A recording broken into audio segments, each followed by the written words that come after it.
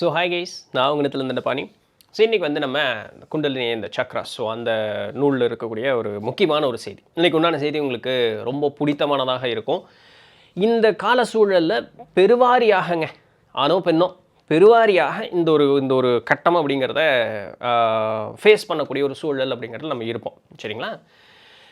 இது குண்டலினி விழிப்பிற்கு ஆக சொல்லப்பட்ட ஒரு செய்தி. இதுபோல் இருக்கக்கூடிய உணர்வு மாற்றங்கள் அப்படிங்கிறது குண்டலினி விழிப்புனால தான் நடக்குது அப்படிங்கிறது கிடையாது. இயற்கையாகவே நமக்கு ஒரு சில விருப்பம், நாட்டம் அப்படிங்கிறது அது மேலே இருக்கும். அதை கொண்டு போய் குண்டலினினால் அப்படின்னு சொல்லி துணிக்கக்கூடாது. சரிங்களா? உங்களுக்கு இயற்கையாகவே இதில் நாட்டம் இருக்குன்னா ஓகே, சந்தோஷமாக இருங்க. பட் இதுபோல் யோக பயிற்சியோ இல்லை ஏதாவது தியான பயிற்சியோ மூச்சு பயிற்சி இது மாதிரி பண்ணும் பொழுது இந்த பாலுணர்வு தூண்டப்பெறுவது அப்படிங்கிறது பயங்கரமாக நடக்கும். இப்போது நம்மளுடைய எல்லா வகையான உணர்வுகள் இருக்குது. மேல்நிலை உணர்வுகள் இருக்குது, கீழ்நிலை உணர்வுகள் இருக்குது, அந்த மாதிரி நிறைய உணர்வுகள் இருக்குது. அதில் இந்த பாலுணர்வு அப்படின்னு சொல்லக்கூடியது நம்மளுடைய அந்த டிவைன் எனர்ஜி, அந்த இறையாற்றல் அப்படின்னு சொல்கிற மாதிரிங்க, அதனுடைய ஆதியே அங்கே தான் ஆரம்பிக்குது. இறையாற்றல் அப்படிங்கிறதுக்கு சென்று சேருவதற்கு முன்னதாக இந்த பாலுணர்வுங்கிற அந்த உணர்வை தாண்டி தான் போகணும். ஸோ இதுவும் ஒரு முக்கியமான ஒரு சக்தி தான். இதை நம்ம புறந்தள்ள முடியாது. இந்த உடல், இந்த வாழ்க்கை, இந்த உலகு அப்படின்னு சொல்லக்கூடியது இயக்கி கொண்டு இருக்கக்கூடியது அந்த பாலுணர்வு அப்படின்னு சொல்லக்கூடியது. So it is also divine. நல்லா புரிஞ்சுக்கங்க, it is also divine. But எப்படி அதை பயன்படுத்துகிறோங்கிறத பொறுத்தது தான். ஸோ இப்போது இந்த மாதிரி யோக பயிற்சியில் இருக்கக்கூடியவர்களுக்கு இந்த இறை ஆற்றல் இல்லை அந்த ஒரு ஆன்மீக முன்னேற்றம் அப்படிங்கிறதெல்லாம் ஏற்படுவது போலவே இந்த பாலுணர்வு அப்படிங்கிறதும் பயங்கரமாக ஏற்படும். அதில் வளர்ச்சி இருக்குன்னா இதுலேயும் வளர்ச்சி அப்படிங்கிறது அவங்களுக்கு இருக்கும். இப்போ அதற்காக நம்ம என்ன பண்ணலாம்? அந்த உணர்வுக்கு ஈடுபாடு கொடுத்து நம்ம வந்து அந்த உணர்வை வந்து எதை பயன்படுத்திக்கிட்டே இருக்கலாமா? பண்ணலாம், நோ இஷ்யூஸ். பட் வேறு ஒரு வழியும் இருக்குது. அது மேலே ஈடுபாடு கொண்டு நம்ம புறத்தில் வந்து வேலை செஞ்சுக்கிட்டே இருக்கோம் அப்படின்னு சொல்லும் பொழுது, அந்த சக்தியை பயன்படுத்திக்கிட்டே இருக்கோம் அப்படின்னு சொல்லும் பொழுது ஆன்ம முன்னேற்றம் கொஞ்சம் ஸ்லோ ஆகத்தான் செய்யும், இல்லைன்னு இல்லை. அப்போ அதுக்கு வேறு என்ன மாதிரி கிரியேட் பண்ணலாம்? இந்த பாலுணர்வு அப்படின்னு சொல்லக்கூடியது நம்மளுடைய க்ரியேட்டிவிட்டி, வாழ்வில் நம்ம எதாக இருந்தாலும் ஒரு மகிழ்ச்சியாக காணக்கூடிய கண்ணோட்டம், ஒரு அப்படி ஏகாந்தம், அப்புறம் நமக்கு ஆன்ம முன்னேற்றம், அதற்கப்புறம் பக்தி, அப்புறம் நமக்கு மனசில் வந்து கொடுக்கக்கூடிய ஒரு தைரியம், ஞானம் அப்படின்னு சொல்லக்கூடிய இந்த போல் இருக்கக்கூடிய சக்திகளையும் வந்து ஊக்கமாக வேலை செய்ய வைக்கிறதுக்கும் உதவி செய்யும். இப்போ நீங்கள் ஒன்றா இந்த பாலுணர்வு அதை வந்து வெளிப்புறமாக அந்த சக்தியை செயல்படுத்தலாம், இல்லைன்னா மாற்றி உட்புறமாக நீங்கள் அந்த வார்த்தை இப்போ புரிஞ்சுக்கணும். டிரான்ஸ்மியூட், ஒரு நிலையிலிருந்து மறுநிலைக்கு மாறுவது அப்படின்னு சொல்லக்கூடியது. நம்மளுடைய பிகமிங் சூப்பர் நேச்சுரலுங்கிற பிளேலிஸ்ட்டில் இதே வார்த்தையை பார்த்துருக்கிறோமா? இதே விஷயத்தை அவரும் சொல்லியிருக்காரா?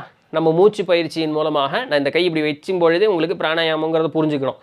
ஸோ அந்த மூச்சு பயிற்சியின் மூலமாக எப்படி வெளிப்புறமாக செல்லக்கூடிய அந்த சக்தியை உட்புறமாக கொண்டு வந்து அதை மேல் நோக்கி செலுத்துவது அப்படிங்கிறத பார்த்துருக்கோமா? இந்த மூச்சு பயிற்சி நம்மளுடைய தத்தாத்திரேய யோக சாஸ்திரங்கிற அந்த பிளேலிஸ்ட்டில் இருக்கக்கூடிய வீடியோஸ்லையும் பார்த்துருக்கோமா? வேகமான பலன் கிடைக்கணும், ஆனால் கொஞ்சம் ரிஸ்க் ஃபேக்டரோடனா வலது நாசியில் ஆரம்பிங்க. இல்லைங்க நான் கிராஜுவலாகவே போய்க்கிறேன்னா தத்தாத்திரேயரும் சரி மூலர் புராணும் சரி இடது நாசியில் தான் முதல்ல மூச்சு எடுக்க சொல்கிறாங்க. ஏன்னா அது கொஞ்சம் கிராஜுவலாக போகும், பாடி ஹீட் ஆகாது. ஸோ இடது நாசியில் மூச்சு எடுத்து ஆரம்பிங்க. பிராணாயம் இதெல்லாம் ரொம்ப டீட்டெயில்டாக முந்தைய பதிவுகளில் ஏகப்பட்டது பார்த்துருக்கோம். எல்லாம் பிளேலிஸ்ட்டில் அழகாக கொடுத்துருக்கேன், உள்ளே போய் பார்த்தீங்கன்னா தெரியும்.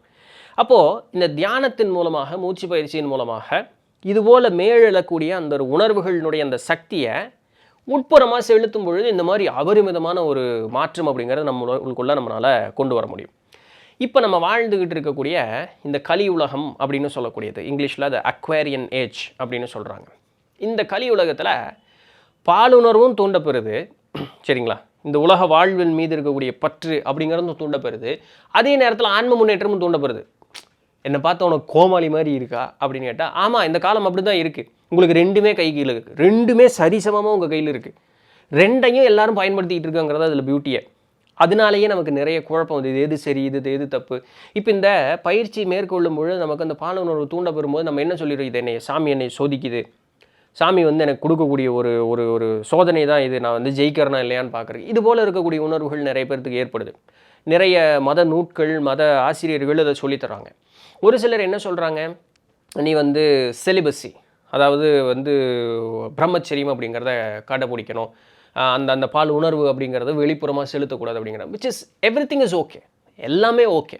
சரிங்களா? கடவுள் உங்களை சோதிக்குது நீங்கள் நினச்சாலும் சரி, இல்லை இந்த மாதிரி பாலுணர்வை இப்போ செலுத்தாமல் இருக்கிறது, அப்படி மனசை இறுக்கி கட்டுப்படுத்தி நிறுத்துறது அப்படிங்கிறதுனாலும் சரி, ஏன்னா ஃபோர்ஸ்ஃபுல்லாக அந்த எனர்ஜியை மேலே தூக்குறது இதனாலும் சரி, இல்லை தியானம் இந்த மூச்சு பயிற்சி அப்படிங்கிற மாதிரி பயிற்சி பண்ணாலும் சரி, இல்லை உங்களுடைய க்ரியேட்டிவிட்டிக்கு நீங்கள் எதுக்கு முக்கியத்துவம் கொடுத்தாலும் சரி, எது சரி தான். இதில் எதுவுமே வந்து தவறு அப்படிங்கிறது கிடையாது. ஆனால் இது எல்லாருக்குமே எல்லாமே பொருந்துங்கிற அவசியம் கிடையாது. அவரவருக்கு ஒன்று தான் பொருந்தும். ஒரு சிலருக்கு தியானம் பொருந்தும், ஒரு சிலருக்கு மூச்சு பயிற்சி பொருந்தும், ஒரு சிலர் பெரிய ஆர்டிஸ்ட்டாக இருப்பான், அவனுடைய மகிழ்ச்சியெல்லாம் அந்த ஆர்ட்டில் போய் நின்றோம். ஒரு சிலர் பெரிய மியூசிஷியனாக இருப்பான், திடீர்னு இருந்தாப்புல அவனுக்கு இந்த சரி விழுப்புரமாக செலுத்துவானே, சரி என்ன ஒரு பாட்டு ஒரு மியூசிக் கற்றுக்குமா, பெரிய வித்தகனாகிடும் அந்த ஒரு இசைக்கருவியில். ஸோ அப்படியும் கூட அவர்களுடைய அந்த எண்ணத்தை வந்து அந்த பக்கம் செலுத்தலாம். இல்லை செலிபஸி ஓகே, அவங்க அதை கடைபிடிக்கக்கூடிய ஆட்கள் இருப்பாங்க. எல்லாமே சரி, ஆனால் யாருக்கிட்டையும் எதையும் துணிக்கக்கூடாது. நீங்களும் போய் வலுக்கட்டாயமாக ஒன்றும் இல்லை, உளுந்தரவும் கூடாது. இயற்கையாக உங்களுக்கு எப்படி வருமோ அது மேலே மட்டும் கவனம் அப்படிங்கிறத வச்சுக்கங்க. அதே நேரத்தில் அந்த பாலுணர்வு அப்படிங்கிறது தவறு அப்படிங்கிற எண்ணத்திலிருந்து நீங்கள் வெளியே வந்துடணும். இது தவறே கிடையாது, இது இயற்கை, இது மனிதனுடைய இயற்கை. இந்த படைத்த இயற்கை நமக்கு இயற்கையாக கொடுத்த ஒரு உணர்வுங்கிறதுல மனசில் என்ன, ஸோ அது தவறு கிடையாது. கணவன் மனைவியே இருக்கீங்கன்னா அந்த ஒன்றா இருக்கிறதுல எந்த விதமான தவறும் கிடையாது. லிமிட் அதுதான். அளவுக்கு மிஞ்சினால் அமிர்தமும் நஞ்சு அப்படிங்கிற ஒரு வார்த்தை இருக்கு, அதுதான் சரி. So there is nothing wrong. அப்போது அதை எப்படி நம்ம மாற்றிக்கிறது அந்த சக்திங்கிறது ஏகப்பட்ட பயிற்சி முறைகள்ங்கிறது இருக்குது. இதில் இன்னொரு பியூட்டி எங்கே வரும்னா, கணவன் மனைவியாக இருக்காங்க. கணவன் மனைவியாக இருக்கும் பொழுது யாரோ ஒருத்தருக்கு இப்போ 2 பேரும் பயிற்சியில் இருக்காங்க, இல்லை ஒருத்தர் மட்டும் பயிற்சியில் இருக்காங்க, குண்டலினி விழிப்படைஞ்சிருச்சு, இந்த மாதிரி நிறைய மாற்றங்களுக்கு உட்படுறாங்க. ஒரு சிலங்களுக்கு மாற்றம் அப்படிங்கிறது கொஞ்சம் கிராஜுவலாக இருக்கும், ஒரு சிலருக்கு தடாலடியான மாற்றமாக இருக்கும். அப்போது இந்த கூட இருக்கக்கூடிய ஆளை வந்து இன்னொரு ஆள் நல்லா ஹேண்டில் பண்ண முடியாது. அவங்க திடீர்னு இருந்தாப்புல என்னமோ பேசுவாங்க, இது மேலே பற்று இல்லைம்பாங்க, இது எதெல்லாம் எதுக்கு அது இதுமாங்க, பயங்கரமாக பயிற்சிமாங்க, எல்லாமாங்க. என்ன பண்ணிகிட்டு இருக்கேன் நீங்கள், இந்த சராசரி வாழ்வில் இருக்கிறதுக்கு எவ்வளவோ வேலை இருக்குது, என்ன இப்படி ஆயிடுவாங்க. உணர்வு ரீதியான மாற்றங்களையும் கூட இருக்கவங்கனால ஹேண்டில் பண்ண முடியாது. அப்போது ஒரு ஒரு லைஃபே வந்து ஒரு புயல் அடித்தா எப்படி இருக்கும் அந்த மாதிரி ஆயிரும் வாழ்க்கை. நல்லா தாங்க இருந்தது, ஒரு யோகா போயிட்டு வந்தான்னு சொன்னாங்க, இப்படி ஆயிட்டாங்க. நான் காமனாக அவங்க இவங்கன்னு மட்டும் சொல்கிறேன், ஏன்னா இது ஆணாவும் இருக்கலாம் பொண்ணாகவும் இருக்கலாம், யாராக வேணாலும் இருக்கலாம். இப்படி ஆயிட்டாங்க அப்படிங்கிற ஒரு இது இருக்கும். அங்கேயும் அங்கே போயிட்டு வந்ததுக்கப்புறம் தாங்க இப்படியெல்லாம் பேசுகிறேன். அதனால இல்லை, அந்த கிளென்சிங் ப்ராசஸ் ஆரம்பிச்சிருச்சு. அதனால அவங்களுடைய அந்த மாற்றம் இப்போ கூட இருக்கிறவங்களுக்கு தான் லைஃப் சேலஞ்சிங்காக இருக்கும், பயங்கரமான சேலஞ்சிங்காக இருக்கும் லைஃபு. அதை கடந்து கூடவே நான் இவங்க கூட இருக்கேன்னு அவங்களுக்கெல்லாம் கோப்பை கொடுத்து கோயில் கட்டி கொண்டாடலாங்க. ஏன்னா அந்த எதிர்பாலனத்துக்கு கூட வாழ்க்கை துணையினுடைய அந்த மாற்றத்தை இவங்க பொறுத்துக்கிட்டு கூட இருக்காங்க பாருங்க. இவங்களுக்கு தான் கோயில் கட்டணும், அவன் ஞானியானா கூட அவன் கோயில் இல்லை, இவங்களுக்கு தான் கோயில் கட்டணும். அந்த அளவுக்கு இவங்களுடைய பொறுமை எப்படி இருக்குன்னு பாருங்க. இப்போ இதில் என்ன பியூட்டின்னா, ஒருத்தருக்கு குண்டலினி விழிப்படைஞ்சதுன்னா அது கூட இருக்கக்கூடிய வாழ்க்கை துணைக்கும் விழிப்படை வச்சிரும். ஸோ அந்த மாதிரி ஒரு எனர்ஜி இன்னொரு எனர்ஜியை தூண்டி விட்டுரும். இந்த ஏதோ ஒரு படத்தில் வருமே உசுப்புனால அந்த மாதிரி தூண்டி விட்டுரும். அப்போ 2 பேர்த்துக்கும் க்ரோத் அப்படிங்க இருக்கும். பட் 2 பேர்த்துக்கு க்ரோத் நடக்கிறதுனால 2 பேருமே சமமாக நடக்கும்னு அவசியம் இல்லை. ஸோ ஒருத்தர் ஈஸியாக ஹேண்டில் பண்ணிக்கணும். அப்போது டென்ஷன் ஆகிறதோ அதெல்லாம் இல்லாமல் இன்றைக்கி அப்படி யாரும் சொல்லி தந்து வளர்த்துறதில்ல. அதனால தான் அதை கொஞ்சம் புரிஞ்சுக்கிட்டு அப்படின்னு நம்ம கொண்டு வரணும். சரி, எவ்வளோ முயற்சி பண்ணி பார்த்தேன், முடியல, என்னால் ஹேண்டில் பண்ண முடியல, சுமூகமாக பிரிஞ்சுக்கலாம், அவ்வளோதான், வேற ஒன்றும் இல்லை. இப்போ இந்த பிரிவுங்கிறது இன்றைக்கி இருக்கிற மாதிரி இந்த டிவர்ஸ், நான் உன்னையவே இது பண்ண மாட்டேன், நான் இன்னொரு வேறு பிள்ளை பார்த்துட்டு போகிறேன், நான் வேறு ஆம்பளை பார்த்துட்டு அப்படியே இருக்கணும்னு அவசியம் இல்லை. அவங்க ஒரு மாதிரி மாறினாலுமே என்னுடைய மனைவி என்னுடைய கணவர் உங்களுக்கு பற்றிருக்கு, இருங்க, கொஞ்ச நாள் விலகி இருக்கேன், அது மட்டும் போதும். அப்போ அந்த செட்டிலெல்லாம் என்ன நம்மளால் ஹேண்டில் பண்ண முடியல, நீங்கள் என்ன சொன்னாலும் சரி, என்னால் முடியலப்பா, எனக்கு அவ்வளோதான் ஏன் பார்க்குவோம், என்னை விட்றியா, விச் இஸ் வெரி ஃபைன். இந்த பிறப்பில் இருந்தாலும் இன்னொரு பிறப்பில் நம்ம அவங்கள சந்திக்க தான் போகிறோம். ஸோ இந்த வெறுப்பு வந்து அடுத்த பிறப்பு வரைக்கும் கடந்துடக்கூடாது. அதனால சுமூகமாக விலகிட்டு கொஞ்ச நாள் ஆகட்டும். அப்புறம் அந்த ஒரு மாதிரி செட்டில் ஆனதுக்கப்புறம் திருப்பி ஒன்றா சேரும்போது which is very okay, which is practically very okay. சரிங்களா? ஸோ இதெல்லாம் சமயோஜிதமாக நம்ம வந்து ஹேண்டில் பண்ணிக்கணும். இப்போது அவங்க வந்து ஒரு மாதிரி ரியாக்ட் பண்ணுவாங்க, எனக்கு இந்த மாதிரி எல்லாம் ஒரு மாதிரி ஆகுது, விட்டுட்டு போயிடாத, தயவு செஞ்சு விட்டுட்டு போயிடாதீங்க. பிகாஸ் அவங்களுக்கு அந்த சப்போர்ட் வேணும். பட் அவங்களால அதை அவங்க ஹேண்டில் பண்ணிக்க முடியாது. These people are not mat. அவங்க பைத்தியம் ஆகலை. அந்த கிளென்சிங் ஏன்னா அவங்கள அவ்வளோ உணர்வுகள் அவ்வளோ இறுக்கி அந்த இடத்துல நின்றுட்டுருக்கு. அது கிளென்ஸ் ஆகும்போது இந்த மாதிரி ரியாக்ஷன்ஸ் நடக்குது.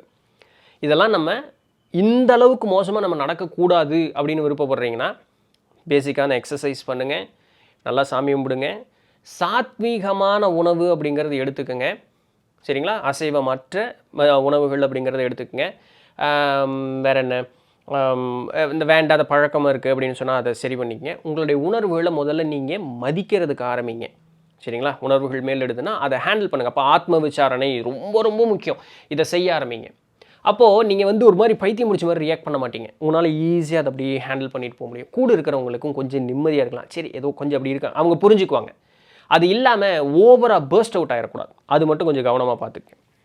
இப்போ இந்த மாதிரி உணர்வு மாறுதல் அப்படிங்கிறது ஏற்படும் பொழுது காம உணர்வு அதிகமாக ஏற்படும். அது ஒன்று தானா அப்படின்னு கேட்டால் இல்லை. ஒரு சிலருக்கு அது டவுன் ஆயிரும். அந்த உணர்வே ஏற்படாது. அந்த பிறப்புறுப்பில் வந்து உணர்ச்சியே ஏற்படாத ஒரு சில சூழல் அப்படிங்கிறது ஆயிரும். ஆண்களுக்கு வந்து அந்த இம்பார்ட்டன்சி, ஆண்மைத்தன்மை குறைபாடுங்கிறது இருக்குது. அதெல்லாம் ஏற்படும். இதெல்லாம் குறுகிய காலத்திற்கு நடக்கக்கூடிய ஒரு சில மாறுதல்கள். பயந்துட வேண்டாம். அந்த பயிற்சிகளை தொடர்ந்து செய்யுங்க. அந்த கிளென்சிங் ப்ராசஸ் நடக்கும். அது முடிஞ்சிருச்சு அப்படின்னு சொன்னால் நீங்கள் ரொம்ப கேஷுவலாக இருப்பீங்க. இப்போ இந்த கிளென்சிங் ப்ராசஸ் என்ன? நீங்களாக உங்களுடைய உணர்வை பூட்டி வச்சிருக்கீங்களே, இந்த பாலுணர்வு சம்மந்தமாக இது சரி, இது தப்பு, அதாவது தப்பு, இது பண்ணக்கூடாது அப்படிங்கிற மாதிரி அதெல்லாம் நீங்கணும். விடியா, ரிலாக்ஸ்டாக இருறா, என்னடா உனக்கு பிரச்சனை அப்படின்னு தான் அந்த குண்டலினி கேட்டுக்கிட்டு இருக்கு. உர்றா, என்னை வேலை செய்ய விட்றா, பேசாமல் தான் இரேண்டா அப்படின்ட்டு அது விட்ருங்க. ரிலாக்ஸ்டாக இருந்தீங்கன்னா அது வேலையை செஞ்சுட்டு அது வாட்டி கிளம்பி போயிடும். அப்புறம் ஒரு சில நேரத்தில் இந்த பாலுணர்வு சம்மந்தமாக அந்த பிறப்புறுப்பு சம்மந்தமான இடத்துல எங்காவது கொஞ்சம் அந்த பிக்கிற மாதிரி ஒரு சில சூழல், ஒரு சிலருக்கு உடலேகம் எங்காவது தடிச்சிட்டோ பிக்கிறதோ அந்த மாதிரி எல்லாம் ஏற்படும். இது ஸ்கின் அலர்ஜி வர்றதுக்கோ ரேஷஸ் வரக்கெல்லாம் சான்சஸ் இருக்குது. டாக்டர்கிட்ட கன்சல்ட் பண்ணிக்கங்க. இதனாலையும் நடக்கும் அப்படிங்கிறத புரிஞ்சுக்குங்க. சரிங்களா? இதெல்லாம் குறுகிய காலத்தில் இருக்கும். மாற்றம் அப்படிங்கிறது நம்ம ஏற்படும். மாற்றத்தை ஏற்படுவதற்கு முன்னாடி பார்த்தோம், வெளிப்புறமாக செலுத்துவதை காட்டிலும் உட்புறமாக செலுத்து. உங்களுக்கு பிடிச்ச காரியத்தை செய்யுங்க. ஒரு ட்ரிப்பு, ஒரு ட்ராவல் அப்படிங்கிறது போயிட்டு வாங்க. மன நிம்மதிக்கு எது தருதோ அந்த ஒரு காரியம் அப்படிங்கிறத செய்யுங்க. க்ரியேட்டிவிட்டி அப்படிங்கிறது அதிகமாகுது. ஆன்ம முன்னேற்றம், ஞானம் அடைவதற்குண்டான வழி, இதெல்லாம் பயிற்சி அப்படிங்கிறது செய்யுங்க. சரிங்களா? இதில் இன்னொரு பியூட்டி என்னென்னா, ஆணுக்கு பெண் தன்மையோ பெண்ணுக்கு ஆண் தன்மையோ கூடக்கூடிய அந்த விஷயம்லாம் இருக்குது. ஏன்னா குண்டலினிக்கு தன்மைகள் கிடையாது. ஏன்னா நம்மளுடைய இடதுபுறம் அப்படிங்கிறது பெண்ணாகவும் வலதுபுறம் அப்படிங்கிறது ஆணாகவும் தான் இருக்குது இல்லையா? ஸோ ஆணுக்கு பெண் தன்மையும் பெண்ணுக்கு ஆண் தன்மையும் கூடும். இந்த ஹோமோசெக்ஷுவாலிட்டி, லெஸ்பியனிசம் அப்படிங்கிறதெல்லாம் இருக்குது பாருங்க. தற்காலிகமாக அது அந்த அந்த மனதில் ஒரு எண்ணம் தோன்றுவதற்குண்டான வாய்ப்பு இருக்குது. இதை நம்ம அறவே ஒதுக்குறோம் அப்படின்னு சொன்னால் அது என்ன ஆகி போயிடும் அப்படின்னு சொன்னால் ஆயுசு பூரா அது நீடிச்சுக்கிட்டே இருக்கும். ஸோ இது நம்ம இது நடக்கக்கூடாது இல்லையா? அப்போது தற்காலிகமாக அந்த மனசில் ஒரு எண்ணம், என்ன திடீர்னு எனக்கு அது ஆம்பளை பார்த்தா பிடிக்குது, திடீர்னு எனக்கு பொம்பளை பார்த்தா பிடிக்குது அப்படிங்கிற ஒரு எண்ணம் இருந்துன்னு வச்சுங்களேன். அந்த எண்ணத்தை அது பாட்டில் விட்டுட்டு நீங்கள் உங்களுடைய சராசரி வாழ்க்கையை நீங்கள் பாட்டு வாழ்ந்துக்கிட்டே இருங்க. அதனுடைய கிளென்சிங் ப்ராசஸ் வேலை முடிச்சுட்டு அது கிளம்பிடுச்சுன்னு வச்சுங்க. அதுக்கப்புறம் உங்களுக்கு அந்த எண்ணம் மேலிடவே இல்லாது. ஸோ இதெல்லாம் ஹேண்டில் பண்ணுறக்கூடிய விதங்க. இது வந்து உடனே அது தப்பு, அது பண்ண, ஏன் இப்படி அதை பண்ணாதீங்க. அந்த திருப்ப அந்த எக்ஸ்பிரஷனை கொடுத்துக்கிட்டே இருக்கேன்னா அந்த மாதிரி நிறைய பேர் உண்டு. அப்படி பண்ணிடாதீங்கிறதுக்காக சொல்கிறேன். Let it flow. அதுக்காக நான் ஒரு ஆம்பளை பின்னாடி சுற்றிட்டுமா, இல்லை இன்னொரு பொம்பளை அப்படி பண்ணிட வேண்டாம். அந்த உணர்வு மேலெடுதா, சரி அந்த உணர்வு எப்படி மாற்றிக்கலாம்ப்பா, சாமி மட்டும் போகணுமா, சரி போகல பையன் சாமி, ஏன் இப்போ எனக்கு இது நடக்குது, உள்ள கிளென்சிங் ப்ராசஸ் நடக்குது, இந்த வீடியோ பார்த்தப்பா, அப்படியா, சரி அதை ஹேண்டில் பண்ணுற கொஞ்சம் கஷ்டமாக இருக்கியா, கொஞ்சம் ஏதாவது ஹெல்ப் பண்ண, என்ன நீயே சும்மா பேசிட்டு வாங்க சாமியோட, என்ன இருப்போகுது, நான் எல்லாம் அப்படி பண்ணுறது உண்டு, என்ன சாமி நீங்கள் அப்படின்ட்டு அது கேஷுவலாக போயிடும். உங்களுடைய ஃபீலிங்ஸ் அதுக்கு அப்படி கேஷுவலாக போயிடும். அதுக்கப்புறம் உங்களுக்கு புத்தி மாறி போயிடும். ஈஸியாக ஹேண்டில் பண்ணிட்டு போயிடலாம். ஒரு சிலருக்கு இது ஏதோ பெரிய கொடுப்பனைங்க. நம்மளுடைய வாழ்க்கை துணை இப்படி சப்போர்ட் பண்ணுற ஆளுகளாக இருப்பாங்க. எவ்வளோ ஜாலியாக வேணாலும் அவங்கள்ட்ட எவ்வளோ கேஷுவலாக வேணாலும் பேசலாம். அப்படி ஒரு வாழ்க்கை துணை கிடைக்கிறதெல்லாம் கோடி புண்ணியம். அந்த மாதிரியெல்லாம் அப்படி ஒரு வாழ்க்கை துணை இருந்தால் ஜாலியாக 2 பேரும் அப்படி வாக்கிங் போகும்போது சும்மா அப்படி பேசிகிட்டே போங்களேன். இந்த மாதிரியெல்லாம் இருக்குது. அப்போ அவங்க புரிஞ்சுக்குவாங்க, ஓ நீங்கள் இப்படி ப்ராக்டிஸ் பண்ணுறதுனால தான் இப்படி, நானும் உங்கள் கூட சேர்ந்து அன்றைக்கி வீடியோ பார்த்தேன்ல, அவங்களும் சொல்லுவாங்க. ஸோ அதனால் ஈஸியாக ஹேண்டில் பண்ணிட்டு போயிடலாம். அப்படி தான், அது ஃப்ரீயாக விட்டுருங்க. யாருமே இல்லை எனக்கு ஹேண்டில் பண்ணுறது. எனக்கு கோயிலும் போகிறதுக்கு பிடிக்காது. ஒரு கன்சல்டண்ட்டை போங்க, யாரோ ஒரு அந்த மாதிரி இருக்கவங்கள்ட்ட தைரியமாக பேசிட்டு வாங்க, சரிங்களா? ஸோ இந்த மாதிரி யாரோ ஒருத்தவங்க புரிஞ்சுக்கக்கூடியவங்க, இல்லை இந்த மாதிரி பயிற்சியில் முன்னமே இருந்து இந்த மாதிரி அனுபவங்களை கடந்திருப்பாங்களே, அவர்களிடம் பேசி நம்மளோட ஆலோசனை அப்படிங்கிறது பெற்றுக்கொள்ளலாம். ஆக மொத்தம் அந்த உணர்வை கட்டுப்படுத்தாதீங்க. ஏதாவது ஒரு வகையில் வெளிப்படுத்துவதற்குண்டான வழி அப்படிங்கிறத பார்த்துக்குங்க. ஒரு சில இப்படி வானத்தை பார்த்தியே பேசிகிட்டு இருப்பான், இப்படி ஏதோ ஒன்றுங்க பேசுங்க. அடுத்து உங்களை பார்த்து எங்கேயாவது பைத்தியன்னு சொல்லி கல்லை தூக்கி எரிஞ்சிட போகிறான், அந்தளவுக்கு போயிடாமல் கொஞ்சம் ஹேண்டில் பண்ணிக்கங்க கரெக்டாக.